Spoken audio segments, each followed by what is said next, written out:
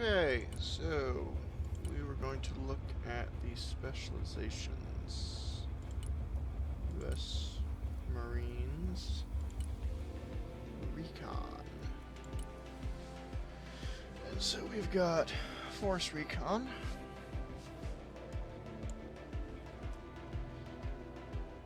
And this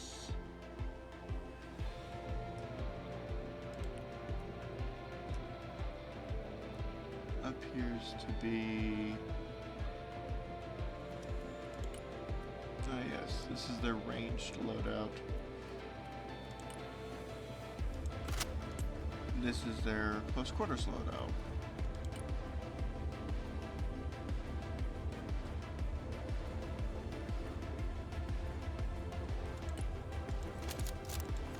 They don't have a laser, so kind of interesting.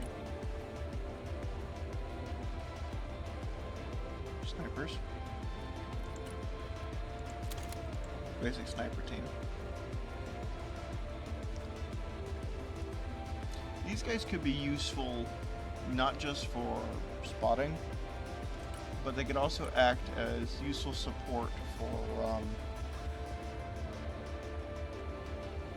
fights in other places. By basically just taking pot shots with that sodding great big rifle. And these guys do have a laser designator, which is nice.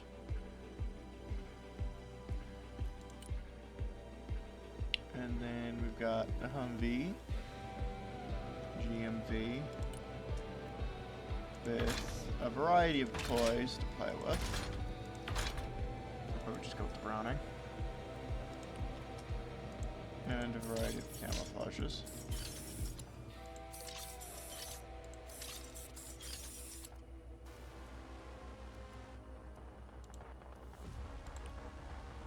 GMV stands for, I believe, General Mobility Vehicle or Ground Mobility Vehicle. And then you have the Interim Fast Attack Vehicle, which is basically just a Toyota that's been marine-ified. And you've got an M2 Browning or a Mark 19 or a tow launcher.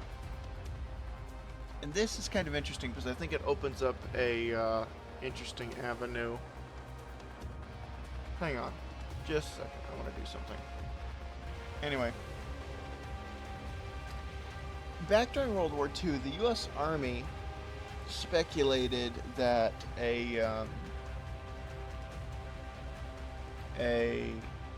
when it came to the discussion of what tank destroyers should be, they basically came to the conclusion that a tank destroyer, like example would be the M18 Hellcat, would be something that would be at least as fast as the tanks, if not faster, much more lightly armored, and have a gun at least as good, if not bigger. And the idea was basically something that could act as a rapid response force against a enemy armored assault, either before or after they broke through the lines.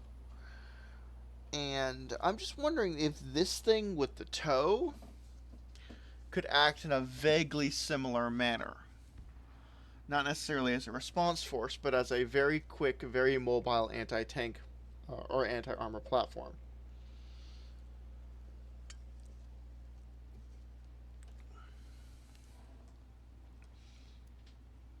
Because it's basically got...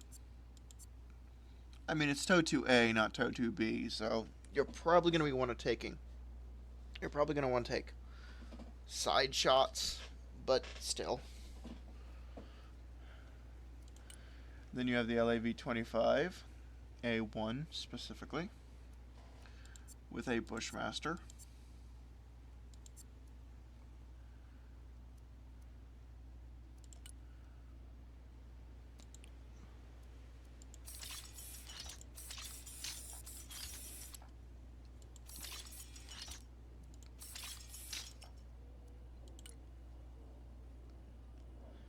And the only upgrade option you've got is for A2 Armor, Optics, and Smoke, which you probably want to take because it just increases most everything important by a decent amount. And plus you get smoke, which can be a very useful oh crud button when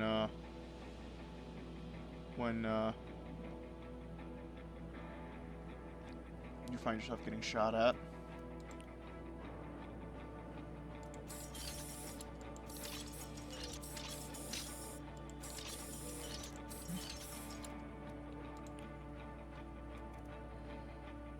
And then you have infantry. We have the assaultmen. Small. Which memory serve stands for short. Is it short range or shoulder fire multi-purpose assault weapon? Not sure.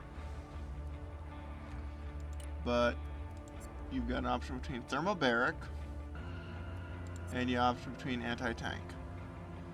And the pen on anti-tank is pretty decent, but the range is not great. Thermobaric is... it's got a decent sized blast radius.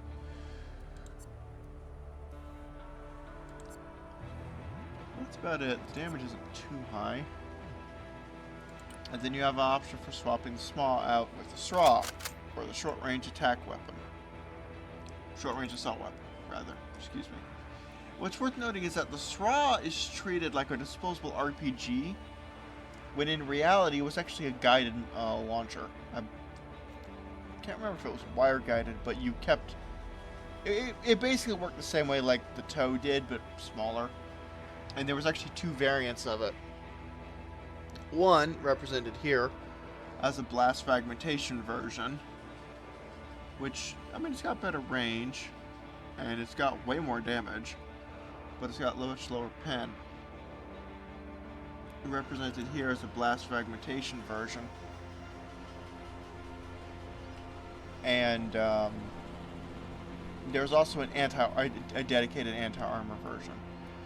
So I honestly kind of wish you had a third upgrade option, where instead of just small, it was like small MPV, which was the blast frag version, and then like small anti-armor, which basically combined the pen, or made the pen like 600 for the armor, maybe with a slight reduction in damage, or heck, even 750. And then we have the CAT teams.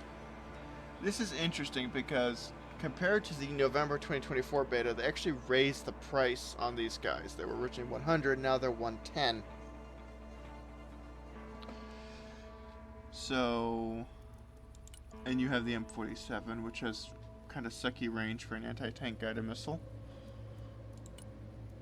And they lowered the price of this down to 15. So even though they raised the base price, the upgraded price is the same, which I find kind of interesting. Also, oh yeah, no, he's holding the M240. Also, this is top attack. At least I'm pretty sure this is supposed to be top attack.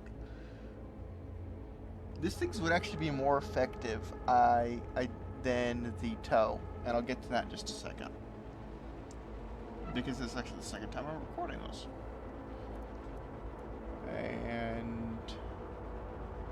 But yeah, 10.5 damage with 750 millimeters of pen top attack is better than the TOW 2B. Little whoopsie there.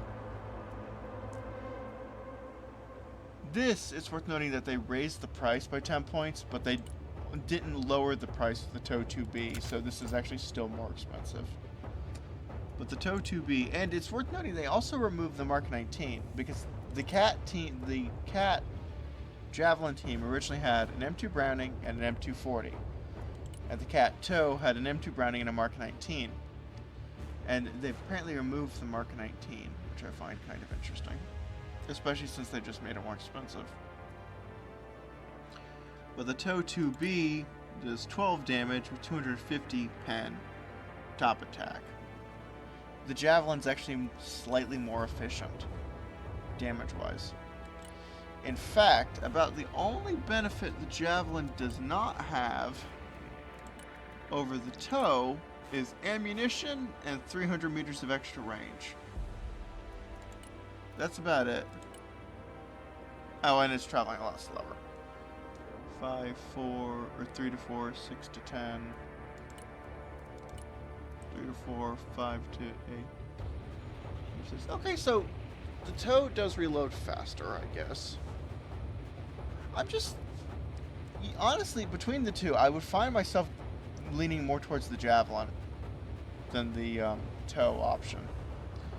Now, if they gave one of these guys man pads, that would make the Cat tow team actually pretty attractive, especially as a defensive unit. And then you have the CQC, the Marine Raiders, particularly in their CQC configuration. These are, again, they're basically assault troops. Their job is to kick doors in and take buildings, which is why they're particularly tough and they have a massive squad. Marines in general are assault forces. That's basically the point, is that they're supposed to be, the Marine Corps as a specialization is supposed to be an assault force. So, they've got short-range suppressed rifles, they've got grenade launchers,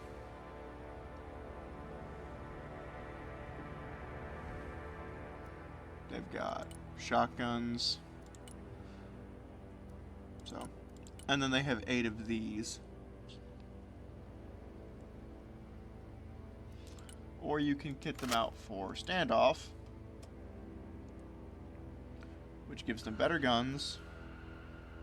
It gives them a pair of DMRs and a pair of 7.62mm machine guns.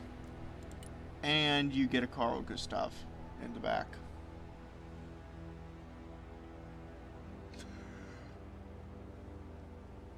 So,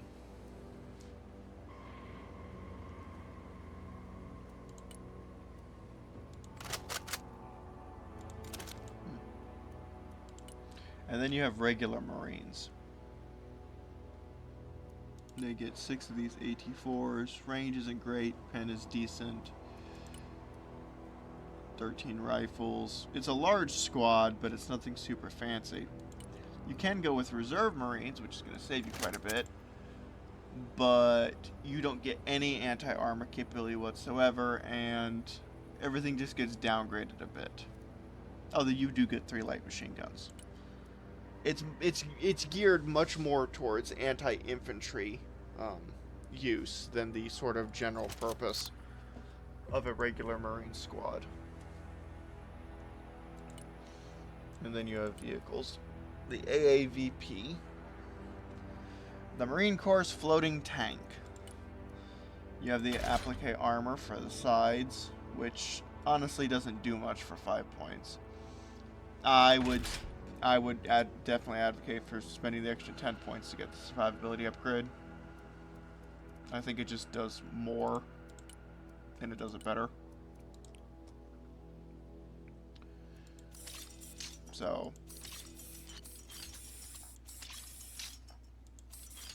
but yeah.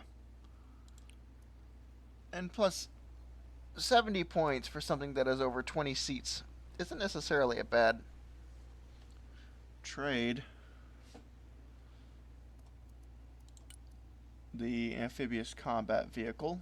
The P specifically stands for personnel. This is an APC effectively. You've got a Crows.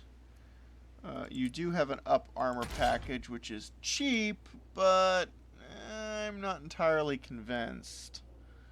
Mainly because it doesn't do much. It just increases the side armor by a little bit and gives you like an extra point of health. You have a Mark 19, and then you have a 30mm Bushmaster in a turret. I believe that specifically is an Italian hit fact. Remote control turret. What's notable is it doesn't have a coax. A coax 7.62, which kind of sucks, but so.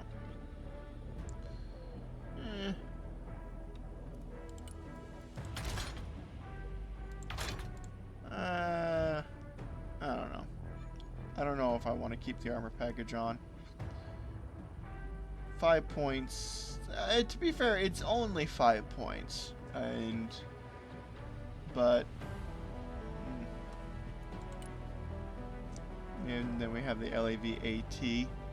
This is basically a hammerhead module, which is this thing, which is from the M901, I believe, which is basically just this mounted on an M113 chassis. And the LAV-AT is this, obviously mounted on an LAV chassis.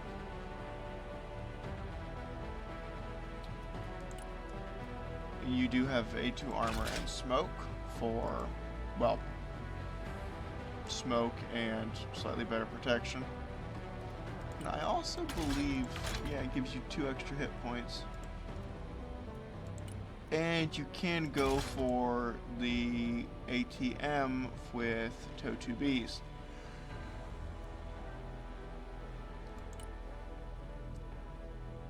And you also have an M240.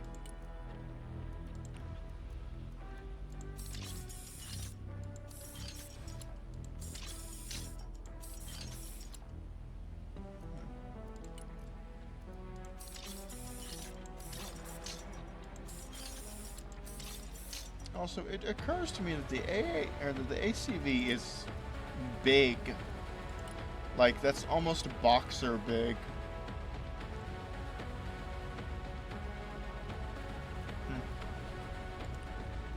And then you have the M1A1 Firepower Enhancement Package. This is roughly, it's roughly akin to the M1A2 Set V2 from the Armor Brigade Specialization, stat-wise. Armor package, you've got Tusk, or Tank Urban Survival Kit. This specifically, and yes, that does say Crayola Club on the back. This specifically just adds these ERA, or Explosive Reactive Armor blocks to the side, and gives you another M2 Browning along the top of the barrel, which I find fun. Well, funny. You can also go with a jammer. 300 points per tank is a little steep, but eh.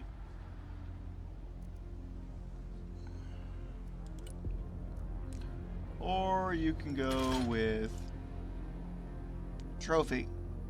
And basically these little panels right here, these are radars. And when a radar picks up an incoming, say, rocket, this it basically fires an explosively formed penetrator at the rocket, destroying it before it actually hits the vehicle. That's the way an active protection system works, basically. Although 350 is a little steep. Hey, hang on.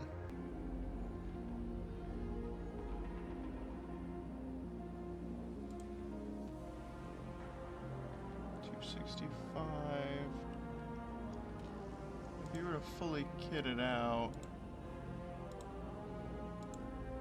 it'd be 355. Okay. Okay, so basically they dropped the price down by like 5 points from the November beta. And then you have the M1A1 Heavy Common, which is roughly akin to the box standard M1A2 in the Armor Brigade Specialization. Notably, it does have these patches on the turret sides, and these are for identification.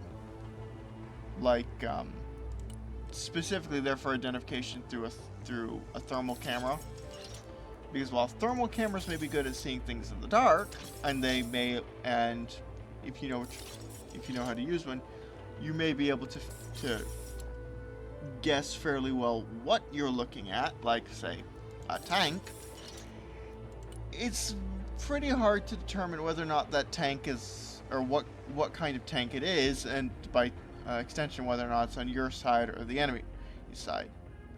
And so these basically act as markers, because you've got this big black square on top of the big bright blob through your thermal imager, telling you, okay, yeah, that's one of our tanks, not one of the other guy's tanks. You have an option for a jammer, which I suppose can be useful. And then you do have an option for Tusk. Huh. Tusk for 240. Yeah, it's not too bad on a tank, but...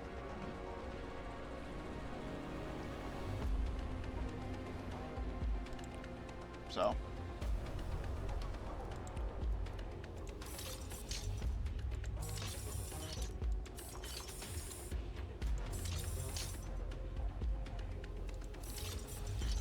And then you have the M60.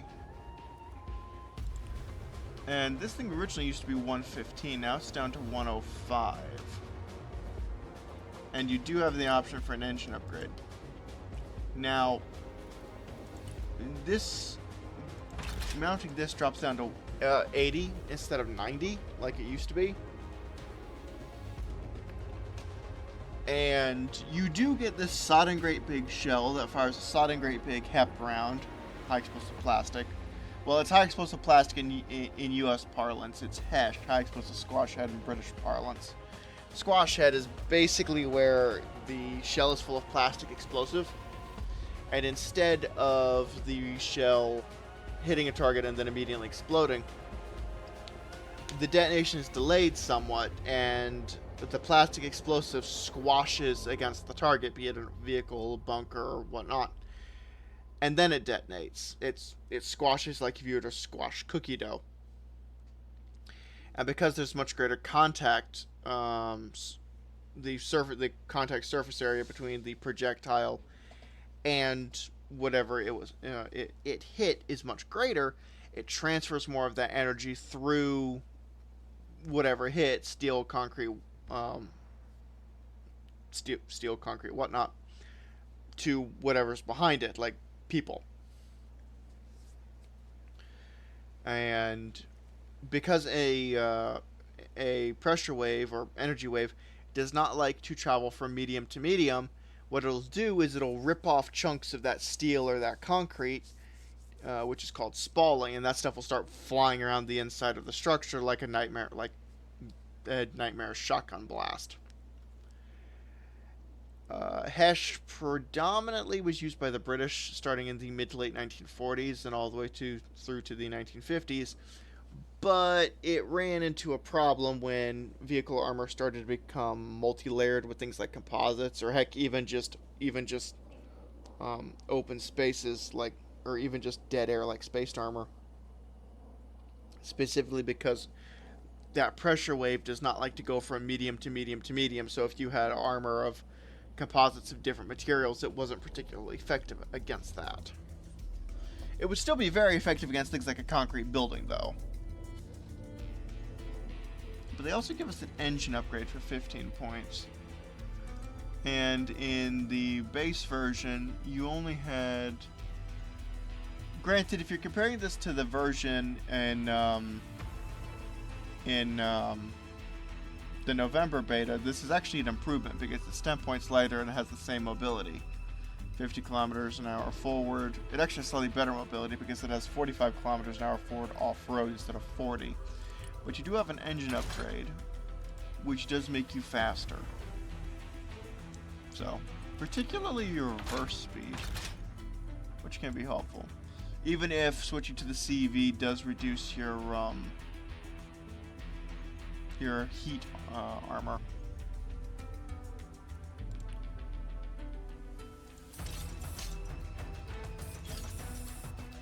So, instead of being caked in ERA. But yeah, I think these things could be fun infantry support vehicles. And then we have the AAVP Miklik, which is much more expensive. This thing used to only be 75. The Miklik, which they massively upped the aim time, but the damage and range and stuff is the same. From my understanding, they apparently wanted Mikliks to be particularly effective against infantry and buildings. A Miklik stands for a mine-clearing line charge. Basically, what you have here is in each one of these tubes you have a rocket, and that rocket is trailing a cable. And this cable, basically the rocket fires and pulls this cable along, and a majority of this cable is covered in plastic explosives. Like a lot of it, like I think it's like 1,750 pounds of plastic explosives in total. And it flies out and it just lays this line, and then you detonate it. And it can blow a path a certain distance wide and a certain distance long through a minefield. You still need to proof it, but it's a lot better than having to clear the mines individually, particularly if you're getting shot at. Officially, MICLICs are not intended for use against things like, well, things that aren't minefields. Unofficially, there are some interesting reports that came out of Syria of firing a MICLIC down a street loaded with angry jihadists and then detonating it and not having any angry jihadists left anymore. Granted, it also involved not having most of the building fronts facing that street left anymore, but, well. So, they also, I believe I already said they massively nerfed the aim time, because what people were using MICLICs for seemed to be like very fast or very quick reacting but short-ranged rocket systems, kind of like mortars, which I think is what it's technically classified as, a mortar. Yeah, well, yeah, it says it right there. The idea is that it's high damage, it has a short reaction time, so if you see a target that's fleeting, you can whip it out quickly, but it's very short-ranged. So here, however, they seem to have, I mean, they upped the aim time, so it's not going to be nearly as responsive against short-range targets. You do, once again, have the survivability upgrade, which I would highly recommend taking. And instead of doubling the price from 75 to 150, the CATFE only, quote-unquote, increases it by 50 points. CATFE, FE specifically stands for Fuel Air Explosive. I don't know what CAT stands for. But this is basically, it launches these rockets that are loaded with, well, a fuel air explosive. It's thermobaric. And the original idea was to clear minefields.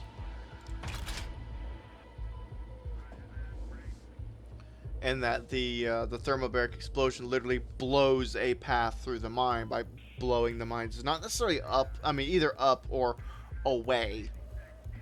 It was an idea during, I believe, the 70s, and it didn't really go anywhere. What's interesting is that while the Marines toyed with this idea with 21 launchers, the Army was toying with a variant of the M548 amphibious supply vehicle that had a big launcher in the back that had 30.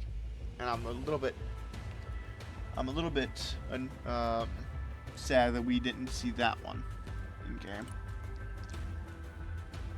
So.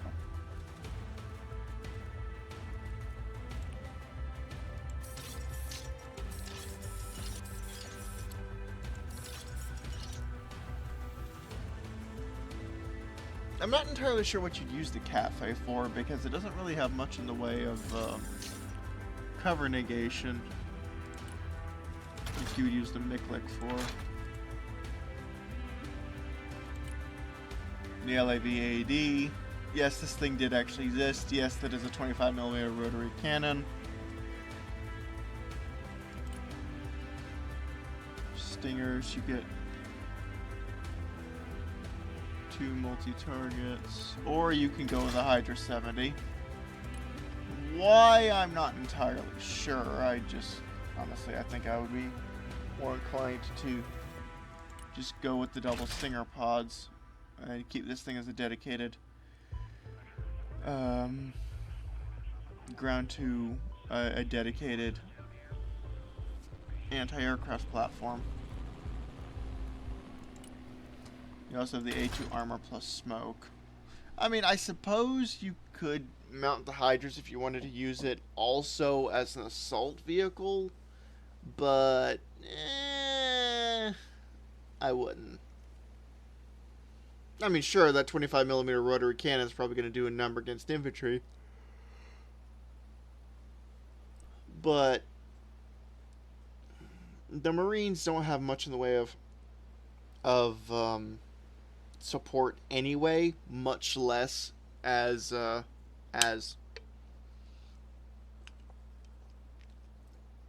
when it comes to ground-based air defenses. In fact, this is literally the only form of ground-based air defense they have. So,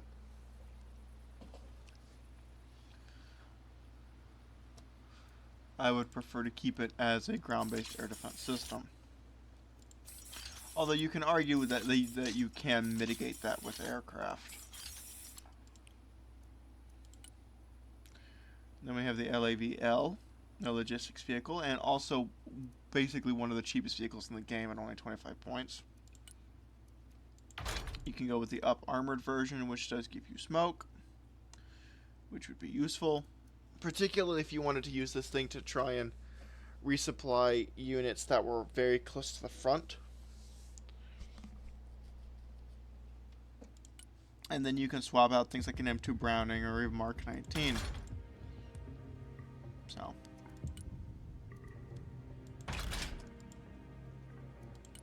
your LAVM, a mortar carrier with a bog standard 81mm mortar.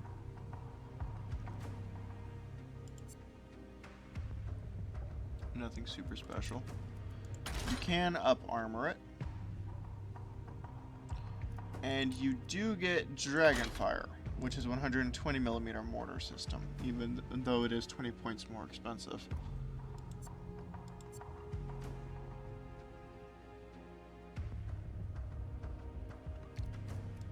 It is 20 points more expensive, but the mortar is slightly longer ranged, and there's a bigger boom on the other end.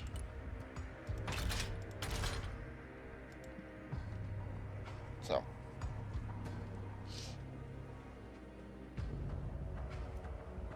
You, however, cannot swap out the M240 on the Pinto mount for anything else.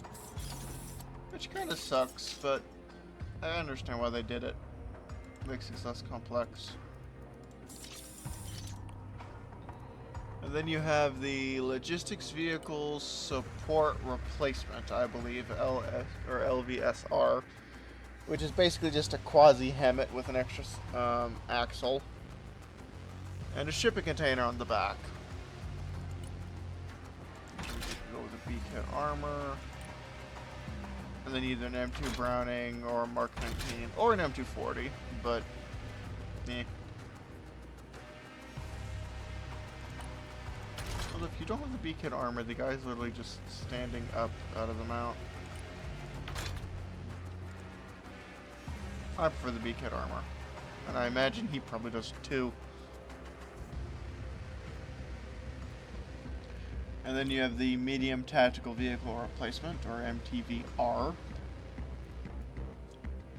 So, you do have an option between flatbed multi-purpose and armored troop transport, which does make it slightly tougher, but halves the amount of supplies you can carry. And you can also mount guns. So,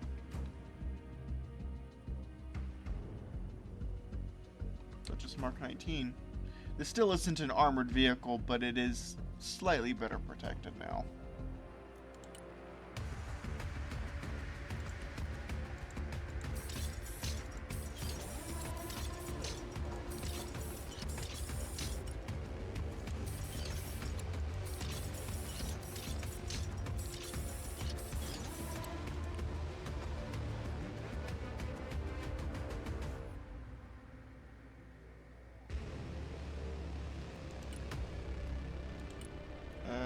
Then you have helicopters, AH-1W.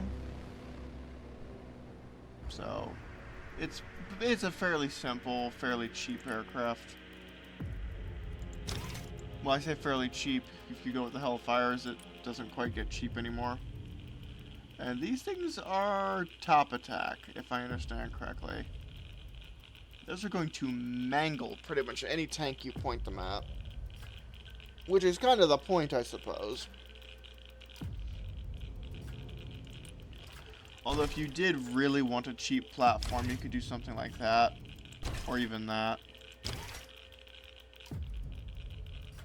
But I prefer a platform that can actually kill junk, so. You do have some ECM.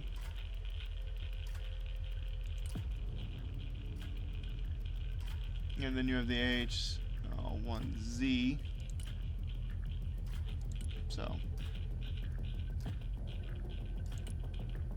Honestly, I'm more inclined to take the sidearms than I am the sidewinders, because I feel like I'd be more likely to encounter things like short and medium range air defenses with radar than I would be enemy aircraft that I could actually use the missile on.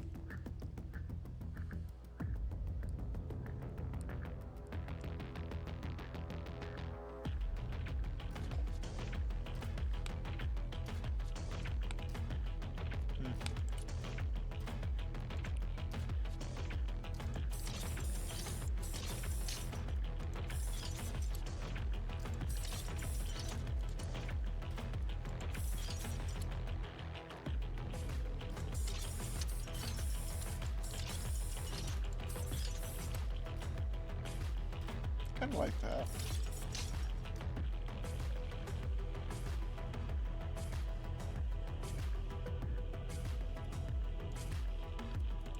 CH-53E. Basic CH-53 platform with either a minigun or a GAU-21.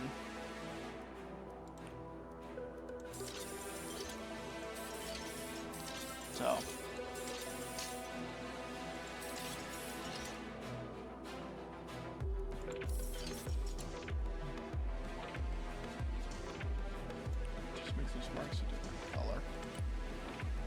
CH-53K. If I'm going to be entirely honest, I have a bit of a soft spot for the CH-53 series. So, I just like them. I just think they look neat.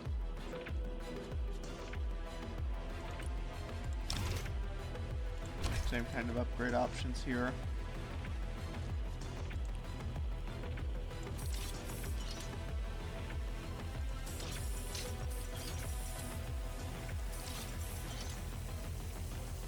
Plus, they can be very useful with the amount of stuff that they kind of lift. You got the MV-22B Osprey, which is, honestly, it's more of a troop transport than it is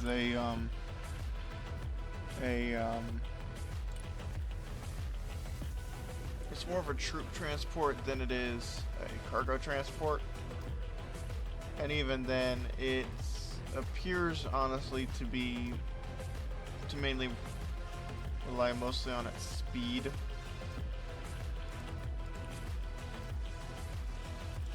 You do have an option for an underbelly minigun, but I'm not entirely sure how useful that's going to be.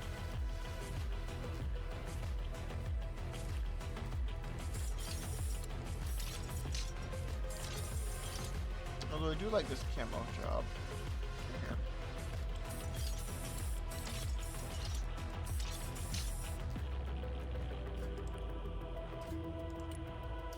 And then you have the UH-1Y. It's worth noting that the AUH-1s and the AH-1s do not share designation letters, to my knowledge. So you're not going to see a UH-1Z or an AH-1Y.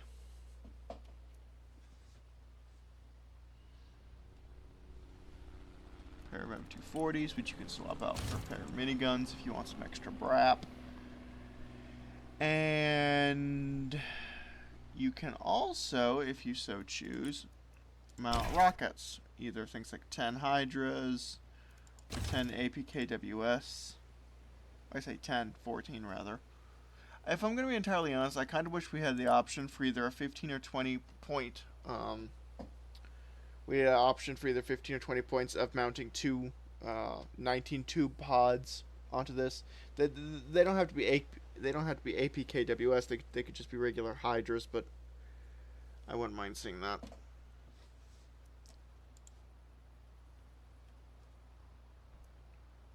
So, but yeah, that's just me and my ramblings.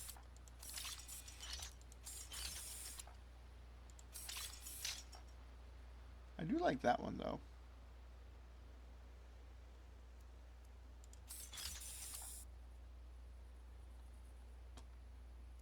And then we have aircraft.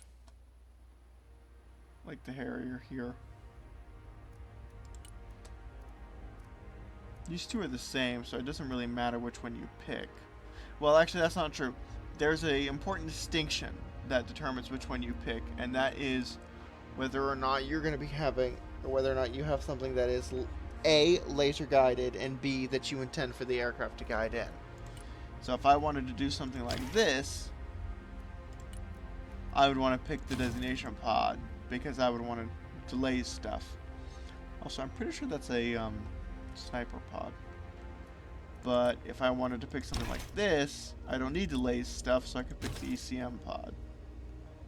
On the subject of the designation pod, if I'm going to be entirely honest, I kind of wish giving or mounting a designation pod on the aircraft would give it the ability to see ground targets. Because that's pretty much what the pod's for, all things considered. But that's just me. You can also mount things like the sidearm. If you, this is basically if you wanted like a CAS option. You can mount the sidearm to protect you against things like, well, radar. And then you have this, which is basically a bomber. A light bomber. I can have a rotary cannon. I could have... You also have clusters.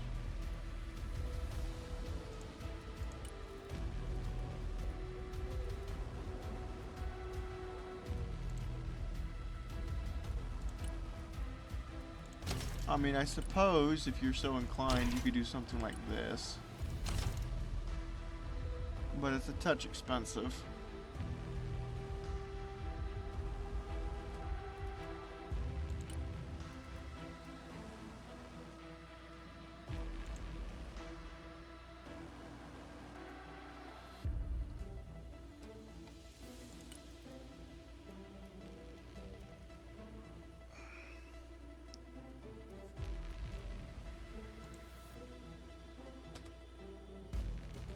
And I guess that it would depend on what you want. You could probably use the snake eyes for general purpose use, and then use the clusters for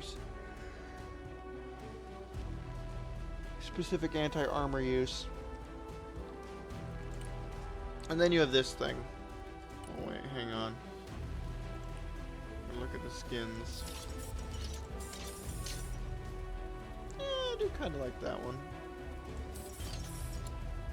Also like that one.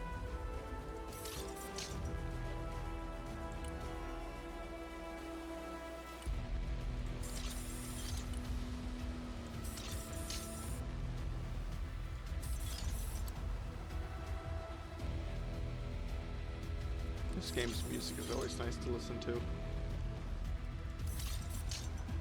The black skin is nice. I like it. I like this. And then you have the EA6. Now, it's worth noting that one thing that, back when they showed off the Marine Specialization at devlog like two and a half years ago, one thing that they showed off was the number of vehicles that's not in the Marine Specialization. Things like JLTVs, and particularly aircraft. There was supposed to be things like the F-14, the FA-18E and F, the F-35C, the FA-18, or the EA-18G rather, and they're not here. Well, apparently there's been some speculation that the US and Russia might get a 6th specialization. And some people have speculated that for Russia that might be things like internal troops, like for example Rosvardia. And for the US, it might be what has been tentatively described as Marines 2030. which is like the Marines, but as a lighter, leaner force intended to,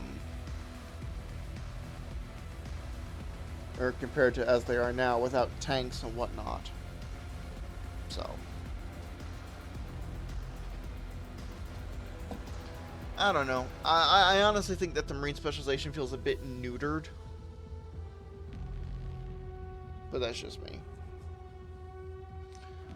And then we have this thing with harms and extra fuel tanks for extra loiter time.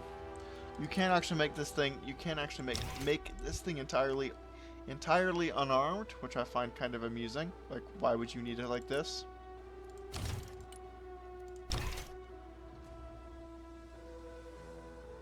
Or you can do something like this.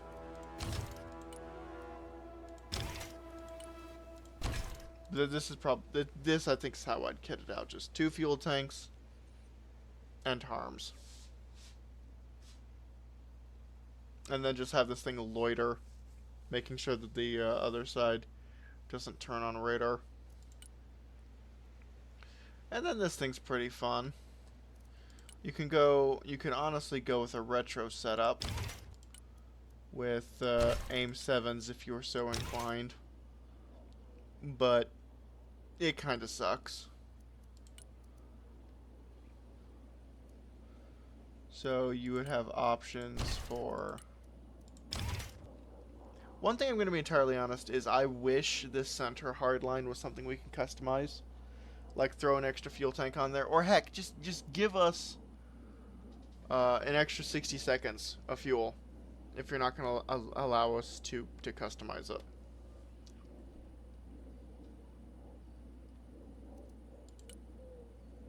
Notably, however, we also have access to these, which are effectively just RAM-174 Standard Missile 6s without the Mark 72 rocket motor at the back, and then plugged into a hard point on a FA-18, which is hilarious, especially because they have such a massive range, and they hit like absolute trucks. So... And they're booking it at about Mach 3.5. The AMRAAM's booking it at about Mach... What did I say the AMRAAM was booking it at? No, I think the AMRAAM was the one booking it about Mach 3.5. The other one's booking it at about Mach 1.5? Or 2.5 rather? Somewhere around there. Not entirely sure.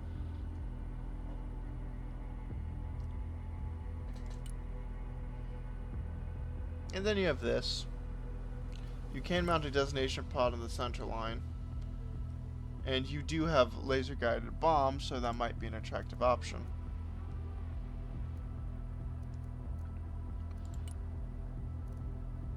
You also have, although you do have other things like, for example, napalm for a bit extra war crimes, or some cluster munitions if you are so inclined, or even just Mavericks, or heck, you can even mount fuel tanks if you wanted to turn the thing into a sort of quasi-loitering air defense or quasi-air defense platform with cruise missiles that you can fire off if you decide to. And the cruise missiles, they hit decently hard and they're decently accurate.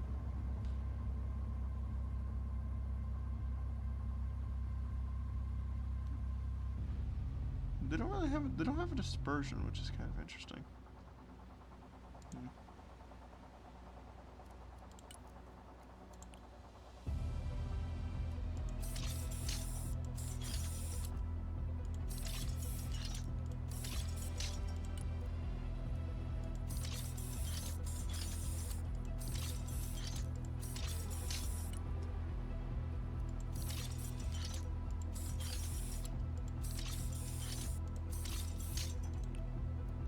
And then you have the F-35B, and I think the F-35 here, or the F-35 is interesting because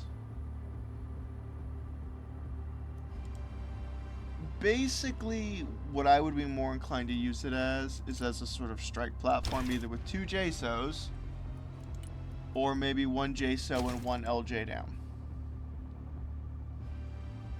You can potentially say that you can use it like an air superiority fighter by exploiting the 4 AMRAAM loadout, but I'm not entirely convinced.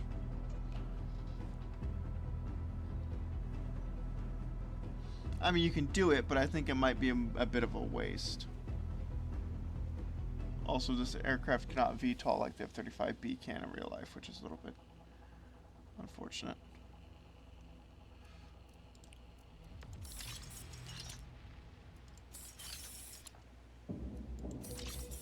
And then you have the Vanguard skin. And then you have the KC-130.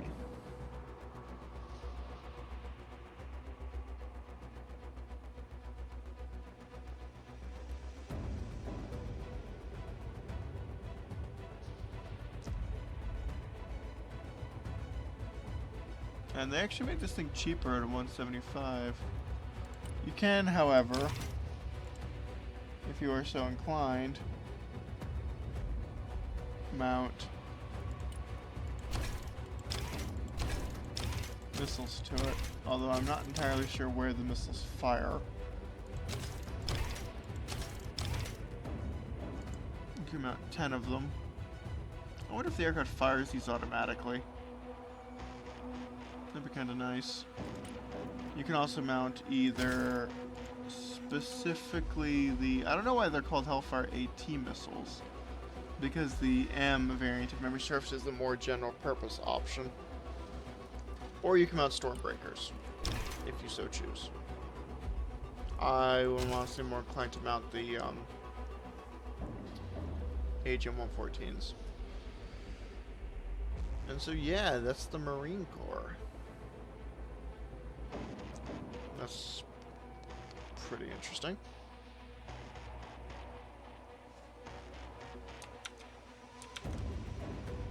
Wait, I almost forgot. What do these other skins look like? That looks like a whale. Ooh, but I like that one.